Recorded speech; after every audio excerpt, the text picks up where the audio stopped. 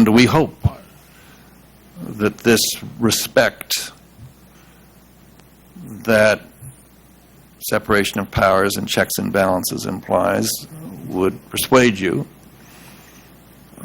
to accept our judgment in this regard. We do not discuss a case in advance of going on the bench. It's a fascinating dynamic.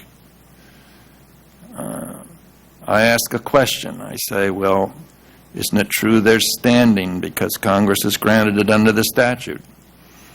And Justice, one of my colleagues, say Justice Scalia will say, but isn't it true that there's an Article III component to standing? We're talking with each other, and sometimes the dynamic works, sometimes it doesn't, but we're using the attorney to have a conversation with ourselves and with the attorney.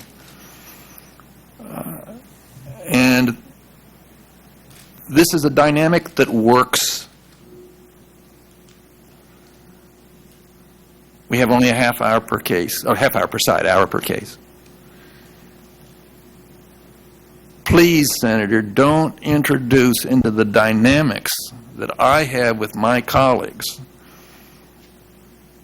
the temptation, the insidious temptation to think that one of my colleagues is trying to get a soundbite for the television. We don't want that. Please don't introduce this into our intercollegial deliberations. We don't want it. We are judged by what we write in the federal reports. We have a timeline, a language, a grammar, an ethic, an etiquette, a formality, a tradition that's different than the political branch. It's not better, not different, not worse, but different. It's a different language, a different dynamic. And we teach. We teach when the cameras come in the courtroom. We teach that they do not come into the courtroom because we're judged by what we write in the United States report, and we're judged over a long period of time, not by the bon mot of the moment. We think it would change our dynamic. We think it would be unhelpful to us. We understand